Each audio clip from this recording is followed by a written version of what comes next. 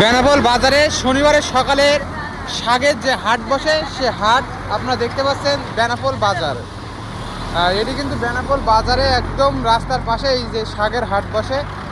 এই যে চাচারা সব দাঁড়িয়ে আছে শাকের হাট, শাক ঝুড়ি করে নিয়ে। চাচা এটা কি শাক বলে? বেতে শাক। বেতে শাক, লাল শাক, পালন শাক, আবার এগুলো লাল শাক। এই যে চাষা দাঁড়িয়ে আছে বেনাপোল বাজারে শনিবারের সকালের হাট। দেখতে পাচ্ছেন বিভিন্ন ধরনের শাক কিন্তু এই জায়গায় পাওয়া যায় একদম পুরো বেনাপোল বাজারে। এইখান থেকে শাকে সবাই পাইকারি কিনে তারপরে কিন্তু হচ্ছে আপনার বেনাপোল বাজারে বিক্রি করে। তারা কিন্তু পাইকারি দেন না? আপনার ভ্যান কই? কি শাক নিয়েছেন আজকে? সাদা শাক আর সবুজ শাক।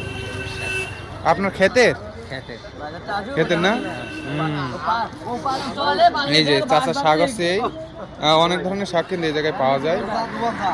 এই জায়গা থেকে আসলে সবাই কিন্তু শাক ক্রয় করে বেনাপোল বাজারে বিক্রি হয়। সকালে প্রতিদিন সকালে কিন্তু এই জায়গায় শাকের হাট বসে। পাইকারি শাক কিন্তু এখানে প্রতিদিন সকালে বিক্রি হয়।